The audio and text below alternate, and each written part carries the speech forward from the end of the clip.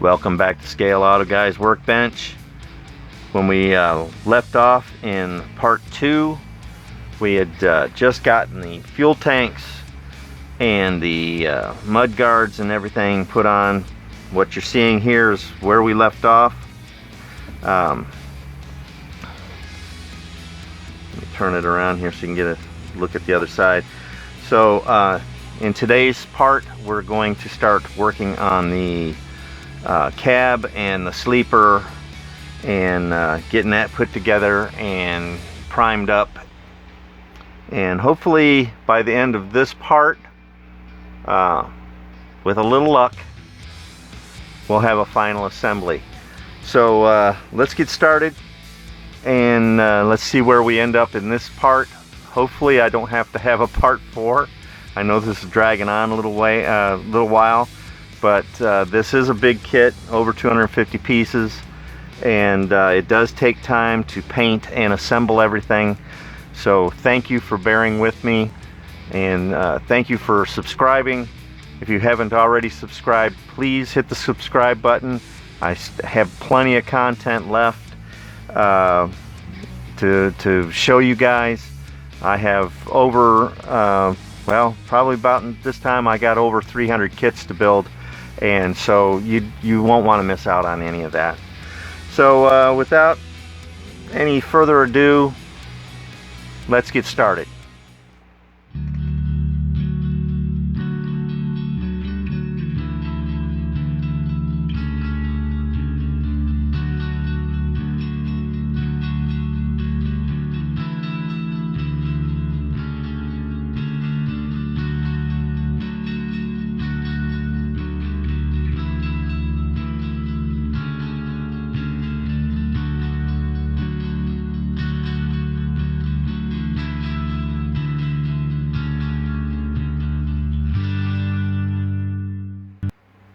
Alright fellas, we're out of the paint booth now, and as you can see, I went with a tan motif for the interior. I'm still not settled on a color for the exterior. As I mentioned earlier, I've been tossing it around. I can't make up my mind. I've actually kind of thought about going with this Createx airbrush color pearlized pearl blue, and I'm not sure if I want to do that or if I want to do champagne gold or even a bronze. I have not made up my mind. I just can't decide yet. But this tan will basically go pretty much with any color. So let's get started putting this all together. I'm waiting on the paint to dry on the bed that goes in the back. I had to put a second coat on it, and I'm just waiting for that to dry before we get started. Give me a couple seconds here, and we'll get that started up, and hopefully this is going to go together pretty good. I'm not sure, but here we go. Okay fellas, here we are. If you guys have paid attention to my Facebook posts and to the video that I posted on the channel earlier, inquiring about what color to paint this truck, well, it turns out the vote called for the Createx airbrush colors Pearl Blue as the winner, and I have never sprayed Createx paint before. From my research, I've discovered that the airbrush colors are ready to spray right out of the bottle. No thinning or reducing required. However, that depends on the size of the tip that you're using. Today I'm going to be using a 0.5 at 30 psi, which is what they sort of recommended on the Createx website and through their YouTube videos. So without further ado, we're going to get started on this. And let's lay down some of this pearl blue paint and see how it comes out. I'm very hopeful that it turns out pretty good. I hate stripping paint and starting all over from fresh. And so I try to do that the least amount possible. So let's get started and let's see how it comes out. So after putting it in the bottle here, it's looking a little bit on the thick side. So I am going to use a little of the 4011 reducer. And let's see how that looks inside there. I'm only going to put a few drops in. Let's just put a couple of drops in here.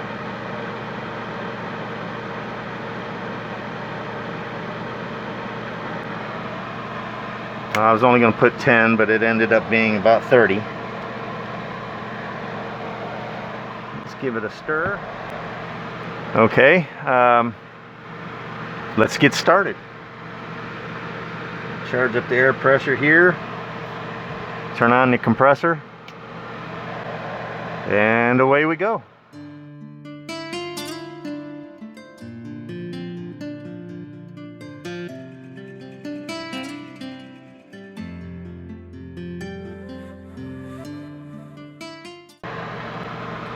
Now they did say this would dry as a slightly opaque, so I am going to have to use a clear coat, and I'm not sure which one I'm going to use yet.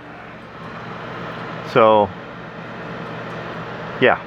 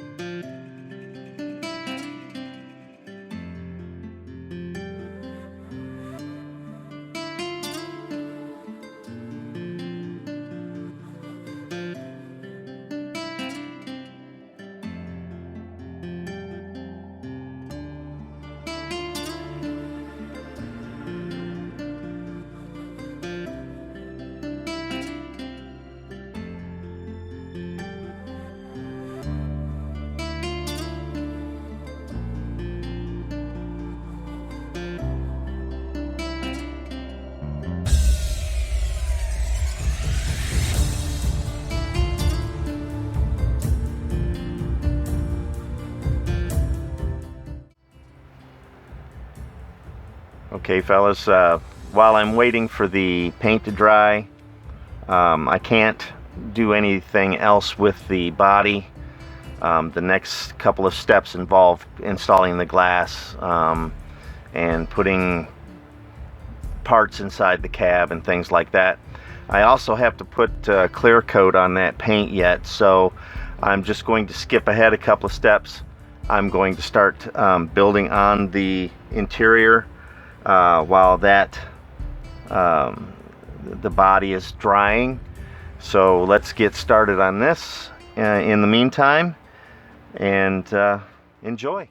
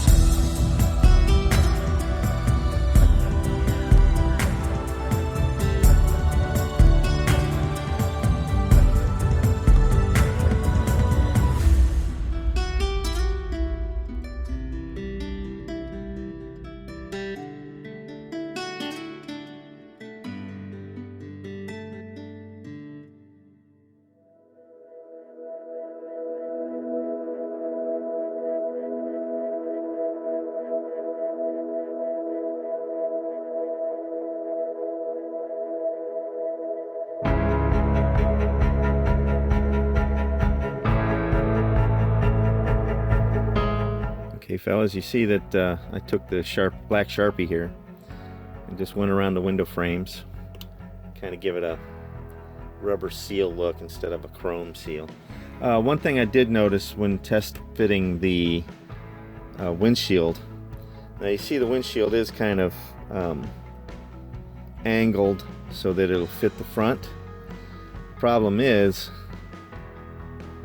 you may run into this when you're building yours. This angle is not the same angle as that, so when gluing this in, we're going to have to be really careful where we apply the glue and how we clamp the windshield in place while the glue sets, because you don't want to put anything like an alligator clip with those teeth on your windshield. Otherwise you'll get scratches, and you don't want that. So what I'm going to do is maybe apply some tape, maybe a little bit of paper towel. I don't know yet. I'm gonna have to look into that, and I'll show you what I came up with in just a moment.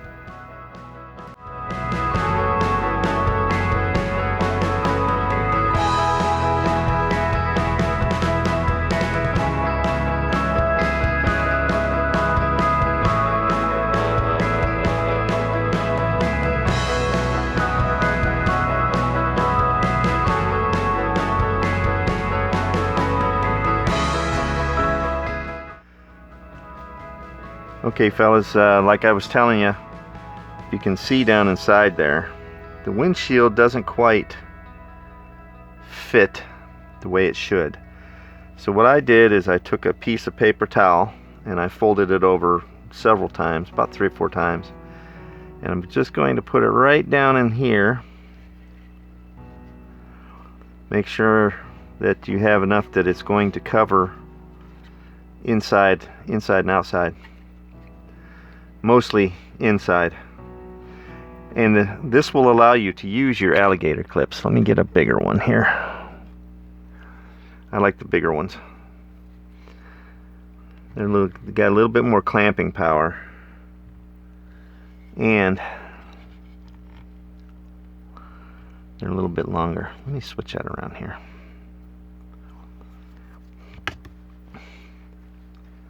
Ooh, slippery. Okay. Now, as you can see, the windshield fits in there flush like it should. You have to bring that out just a touch. There we go. Make sure you get it lined up good before you go to gluing it, because once you glue it, it's there.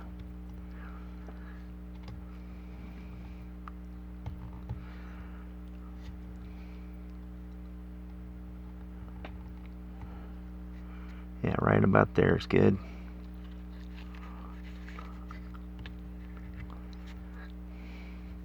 Now, once the glue sets, obviously you can remove the clamp, but in the meantime, you need something biting down on that to keep it in place, and you don't want to mess up your paint job, obviously, and you don't want to scratch your glass. But there, that's how I do it.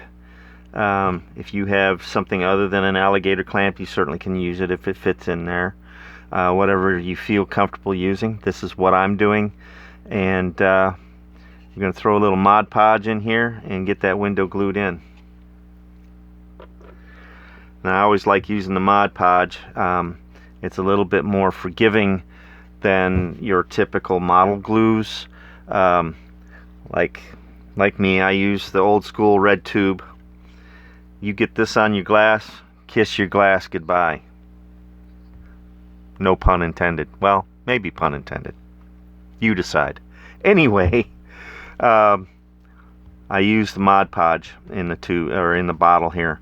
It has a fine tip on it, and you can control where the glue goes.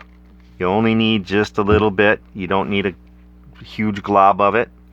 Put it on there, and we're going to let it set for a little bit and let that dry up a little bit, and that window will be permanently sealed inside the cab, unless I decide to smash it.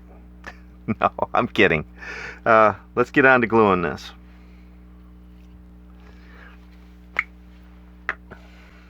Here we go. I just need just a little bit in the corner. I don't know if you can see this. I'm trying to make it so you can see it. A little glob in the center, glob in the corner. Okay, fellas, it's been a few minutes now. Let's see if this holds when I take this off of here. Now, when you're gluing this in, you don't want to glue everything. Now, it's still got a little bit of a gap in there. I don't know if you can see that or not, but it's better than what it was. When you're gluing it in, you want to make sure you don't glue in the paper towel, because that would be bad. While I was waiting for that glue to set up, I put in one of the side windows. Well,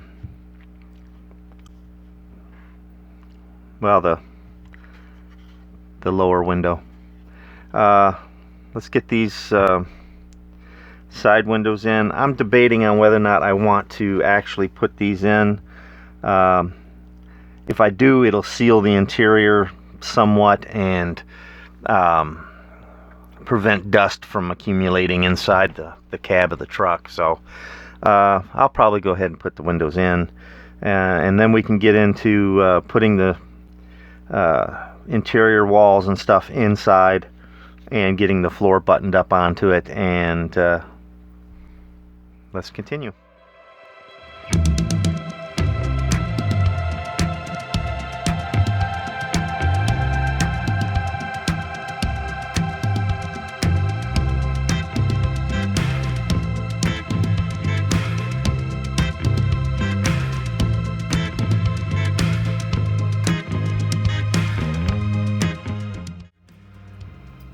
Okay, fellas, I got the cab interior finished up. Gotta warn you that overhead console is real tricky. It's not so hard to get in there, but it's a little too wide for the cab, at the top of the cab, and trying to fit the door panels up into the, because they come all the way up into the top corner of the cab, to fit them in there and get them to fit properly was a real bear. I had to trim it down, test fit. I finally got it in there. I almost just took it and tossed it because it required a lot of effort to get it to fit right. I just glued the cab to the chassis here, and next we'll be putting all the marker lights, the horns, the exhaust stacks, and all the underhood air cleaners and such on next. Just kind of wanted to give you a look at how this is with the cab on it. It's starting to look like a truck. Let's continue on.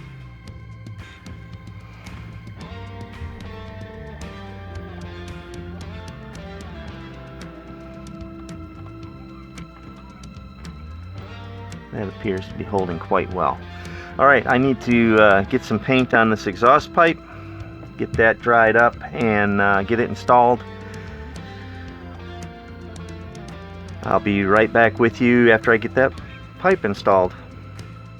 All right, fellas, according to the directions here, step 28, it involves putting the left side exhaust pipe on, which is optional according to the directions if you want dual exhaust. This part is a little bit tricky to get in, and what I mean by that is it curves around the fuel tank here and comes up right here. In order to do that, the way they molded this, they molded it too thick. It will not make that bend and go under the frame. So what I did is I took my Dremel tool and I took the Dremel tool and ground out that plastic just a little bit. Just shaved it just a tad off of it. It's not going to be noticeable because it's going to be under the cab. The sleeper's going to be here. It's going to be over the fuel tank. But because I ground that out, that fits in there almost perfectly. There's not a whole lot of clearance room between the bottom of the cab and the top of the fuel tank, so you have to kind of do something to make up that difference, and grinding that out gave me the clearance that I needed.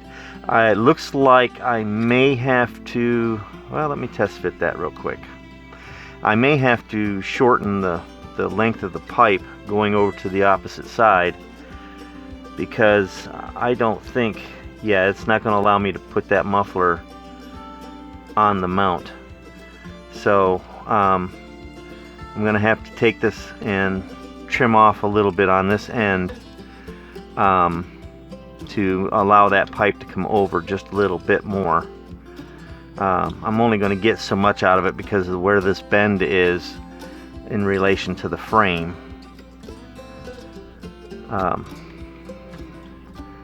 As you can see, it just barely fits in there. Unless I...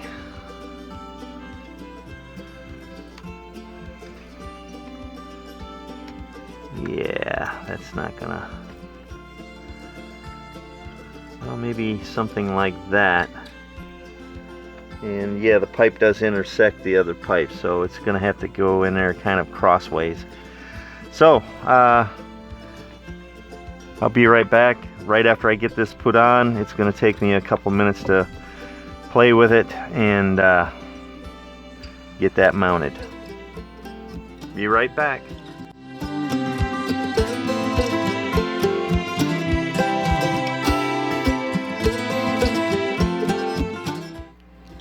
Well, here we are, almost completed. I have the sleeper attached now, and the hood is on, but I still have to do the grill and headlights and that kind of thing, obviously. The engine compartment is completed.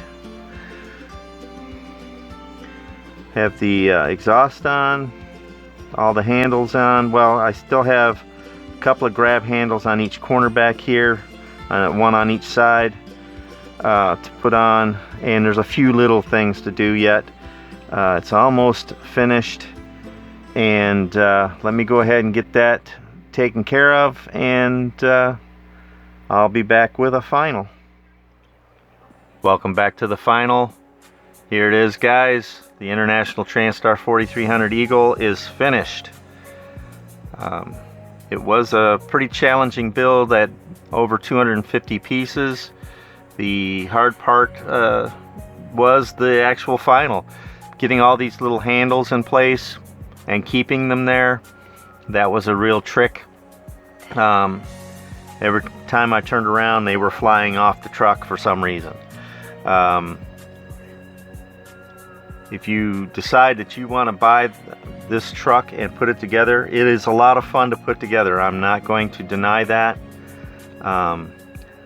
but it does take some time, so be patient.